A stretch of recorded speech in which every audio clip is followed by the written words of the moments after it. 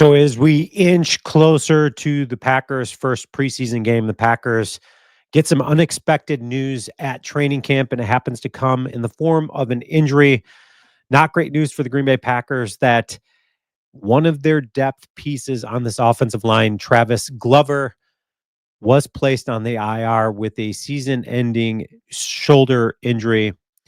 And in return, the Green Bay Packers have signed wide receiver Isaiah Nair, who I actually really like. I think this dude has a lot to offer, but it's coming at a position for the Packers depth chart that is completely loaded at the wide receiver position.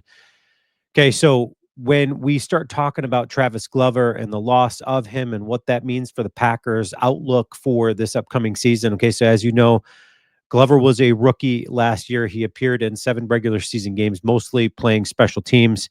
He was called to play guard after Elton Jenkins went down with an injury during the Packers' playoff loss to the Eagles.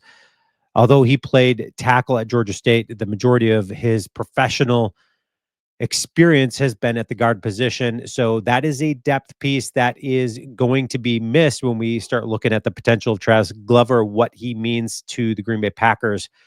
So the Packers bring in Isaiah Nair. Okay. So Isaiah Nair, when you take a look at his RAS, okay. So Isaiah Nair out of Nebraska, he went undrafted as a wide receiver in the 2025 class. He scored a 9.90 relative athletic score out of a possible 10, which ranked 40 out of 3,816 wide receivers since 1987.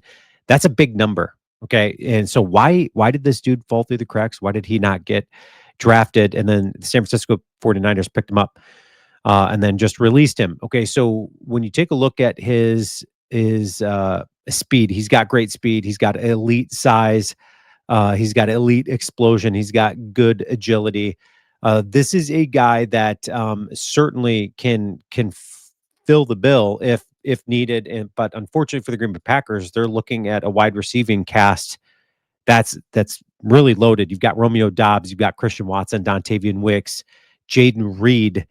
Then they drafted Matthew Golden, Savion Williams. Not to mention that they got Hardman, who's been looking good, right? He's been trying to give himself a shot to make this 53-man roster. And then you've got Malik Heath as well. That's also there. Okay. So when you take a look at Nair and what he did and what his accomplishments were in college, he did well. Okay. So this dude he averaged 20 yards per catch. He had 12 touchdowns in 2021. That was a very productive season. Then he had a torn ACL, which held him out of the 2022 and most of the 2023 season, prevented him from capitalizing on that performance. However, he bounced back nicely with 34 catches, 455 yards, 5 touchdowns in 12 games with Nebraska last season. So this is a guy that, if called upon, he can do well. He can perform well. Okay, so here's a highlight of him just at camp with the San Francisco 49ers. Now, keep in mind, they did release him, but this is something that Isaiah Nair can do, right? He's a deep ball threat, and the Packers right now have their guys, but this is a dude that's got the size. He's got the speed. And he's got some pretty good agility. So this is a guy that can make some noise if the Green Bay Packers are looking for him to get some competition, okay, into this wide receiver room. But unfortunately, again, this is at a loss. It comes at a loss. Travis Glover is out for the season.